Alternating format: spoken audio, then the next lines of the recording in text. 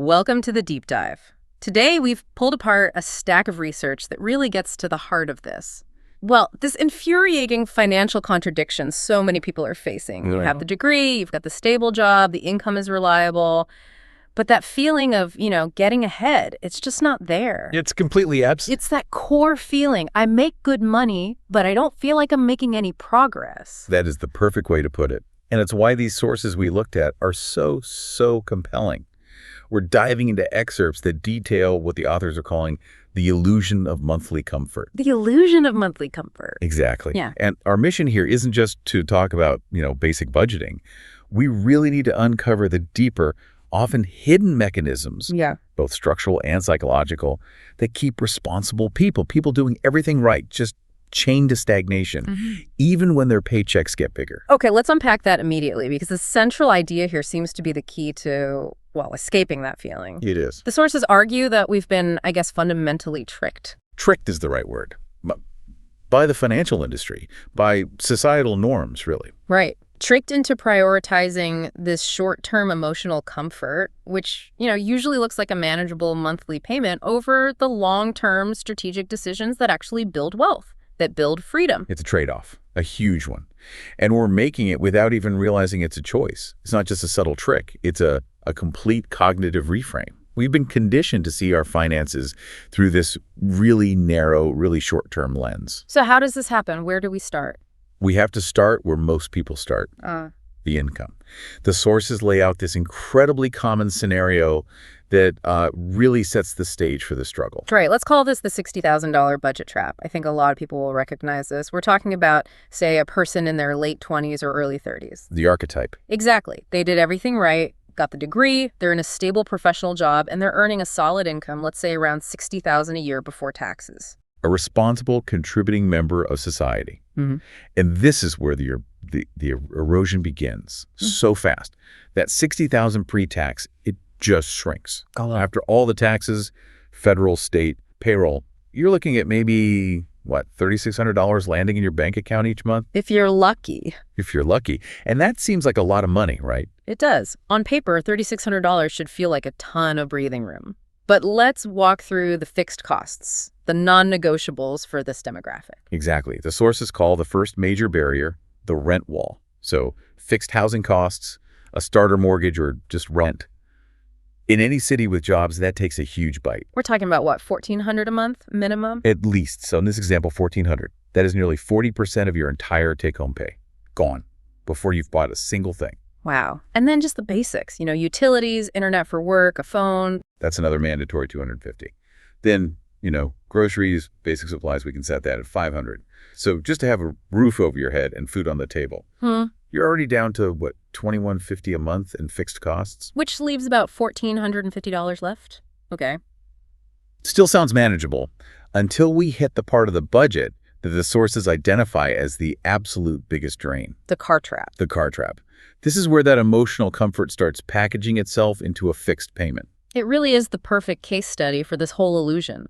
The sources model the cost of, a common mid-range vehicle, not a luxury car, just something reliable that signals you're professional. And the payment alone on that is hovering around $450 a month. That seems to be the sweet spot. Psychologically, it's under $500, so it feels small. It feels manageable in the context of that $3,600 income. But the payment is never the whole story. Never. You've got insurance, right? Add another $120. Then gas, maybe parking, the inevitable maintenance, even on a newish car. That's easily another $150. So when you add it all up, the cost of just mobility is over $700 a month. That one single item just vaporized 20% of their net income. Hold on. $700. That's half of what they're paying for housing. It's a stunning comparison, isn't it? It is. So if they just lost $700 to the car, we're down to about $750 for the whole rest of the month. And remember, this is the person who did everything right, who went to college. That path comes with baggage. Debt. Debt. Student loan payments, let's say $250 a month. And even with responsible credit card use, minimum payments on a small balance can add another $150. So now we're down to $350. And finally, you have to live. The lifestyle creep, or let's just call it normalized spending. The Netflix bundle, Spotify, take out a few times, replacing worn-out clothes, A few drinks with friends. The sources estimate that even modest lifestyle spending for this person is, what, $300 a month? Minimum. Minimum. So when you total up those last little bits, the debt, the subscriptions, the modest fun, you are left with $50. Or in most months, nothing. You might even go backwards. So this is where the contradiction just stares you in the face. Externally, this person looks like they're thriving. Totally. Employed, nice car, paying their bills. But internally, they are living paycheck to paycheck, and the idea of building actual wealth feels impossible. They are totally financially stagnant. The budget trap is just a masterpiece of high fixed costs, choking out any potential. But now we have to pivot to the really fascinating part the sources get into. Which is how? How are we psychologically convinced to accept this squeeze? Let's talk about the mechanism of comfort. The sources identify this uncomfortable truth that the problem isn't just that things are expensive. The problem is the mental reframing that turns a huge liability into a series of, well, monthly emotions. Right. Think about the $38,000 car from our example. Nobody in this income bracket sits down and says, I'm going to purchase a $38,000 liability today. That number is just, it's overwhelming. It screams no. Of course. But the system doesn't want you to think about $38,000. No, it wants you to focus on the $450 monthly payment. That number is palatable. It is. The psychology of affordability kicks in with just brutal efficiency. $450 doesn't feel aggressive. It feels manageable. It feels responsible. And most importantly, it feels normal. Because everyone is doing it. Your peers, your colleagues. The system has successfully framed a massive $38,000 obligation as just a minor, predictable monthly convenience. Okay, but hold on. I want to inject some friction here. The source is focused on the financial cost, but what about the real-world trade-off? If I buy an older, cheaper car, sure, I gain flexibility, but I might be sacrificing reliability, safety, my time on the side of the road. And that has real monetary value. Right. That's a critical point, and the sources do acknowledge it. They agree that choosing the newer car isn't just vanity. It is about avoiding stress, avoiding the risk of losing your job because your car broke down, avoiding that social stigma. So the system makes trading your future wealth for peace of mind today feel like the only rational choice. Which is why the illusion of monthly comfort is so incredibly powerful. So we choose the comfortable payment. Let's analyze the reward structure that drives that. Why do we keep falling into this trap? It's an instant gratification feedback loop. The sources detail this perfectly. The moment you drive that new car off the lot, your daily life improves. Instantly. Friction is reduced. You get immediate validation, and maybe the most important part, that visible, nice car provides instant social feedback. It signals to everyone that you are doing well. And wealth. Well, wealth operates in the complete opposite direction. The sources argue it's invisible. Totally invisible. There is no immediate reward, no social feedback, and absolutely zero emotional confirmation the day you automate $450 into an index fund. Nothing happens. And the human brain is just hardwired for that certainty, for that immediate reward. Exactly.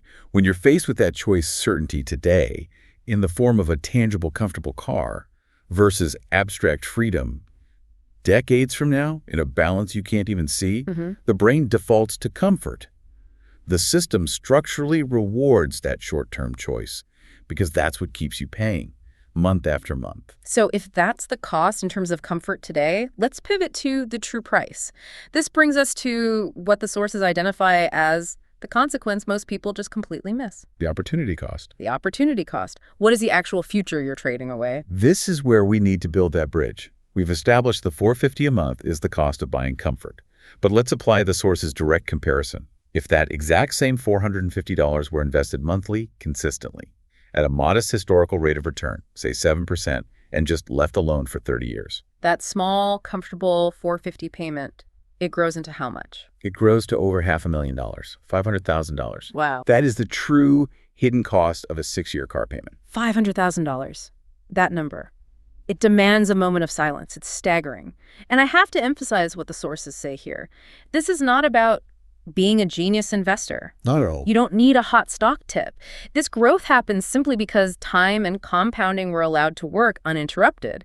This is the source of that gap people feel in their late 40s and 50s. It's the invisible $500,000 gap. On one side, you've got instant validation and a visible but constantly depreciating asset. On the other, you have silent, invisible compounding power. So the brain, which is being manipulated by the system, chooses the certainty today. It trades an invisible future for a visible present. And the really quiet, heavy, long-term impact of this is that the pattern just escalates. It's worse. As your income rises, the sources explain, those fixed payments just rise right alongside it. It's the definition of lifestyle creep married to institutionalized debt. It's a self-reinforcing cycle. You get the better job, the one that pays $80,000 a year. Well, now you can afford the nicer car with a $600 payment. Or the bigger apartment with $1,700 rent. You get the big promotion. Suddenly you're approved for a massive mortgage. Years go by, you're earning six figures, but your net worth has barely moved because the size of the cage has just expanded with your income. Which leads us directly back to that first frustrating statement. I make good money, but I don't feel ahead. Right. And the research is so clear on this. It stresses that this feeling of stagnation is not a personal failure. You don't need to feel shame. It is a structural outcome. Engineered by financial systems that profit massively from your long-term fixed monthly commitments. That distinction, structural outcome versus personal failure, is so vital. It removes the blame. It lets you look at the system clearly. So if that's the trap, how do the sources say financially intelligent people think differently about this? They think differently because they prioritize one thing above all else: control, not appearance. That is the fundamental pivot. They are focused on minimizing their vulnerability to those fixed monthly drains, no matter what their neighbors or colleagues are doing. And that changes the basic question they ask themselves when they're faced with a big purchase. They don't look at a financing offer and ask, can I afford the monthly payment? Absolutely not. Thanks. The sources state the correct question. The one they ask is, what future am I trading for this comfort? That reframes the whole thing. It reframes the cost from a simple cash flow issue, which feels painless, into a tangible opportunity cost problem. The future you are allowing to exist or not exist, that's what matters. Which brings us to the ultimate takeaway from all this research, which is the concept of flexibility. Yes. Every single fixed payment you have reduces your flexibility, your options, your room to maneuver. The sources are definitive about this. Flexibility, not your income level, is what creates real financial power. Income just determines the comfort level inside the cage. If it's all claimed by fixed payments, Right. Flexibility, on the other hand, that means you can pivot when a career opportunity comes up. It means you can absorb a financial shock, like a job loss or a medical bill, without panicking.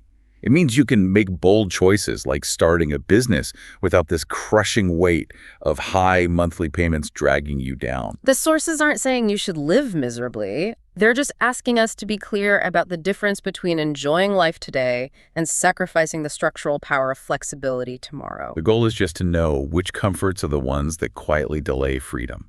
It's the difference between having a high income that dictates your life choices and a moderate income with low fixed payments that allows you to dictate your own life choices. That has been a massive deep dive. We looked at the painful reality of that $60,000 budget trap, the psychological trick that frames a $450 payment as an emotional comfort, and the terrifying $500,000 opportunity cost that one decision represents over time. And we identified that the stagnation so many of you might feel is a structural outcome, not a personal failing. And most importantly, we learned that true financial power is rooted in flexibility. It's the ability to maintain control, to maintain optionality, by refusing to trade that abstract $500,000 future for the immediate, visible comfort of a fixed monthly payment. Precisely. So let me leave you with a final provocative question to think about. If flexibility is the key to financial power, as this source material suggests, how many fixed monthly payments are you currently holding, and not just on your car, but on subscriptions, appliances, services that are reducing your immediate options and trading away your future control? We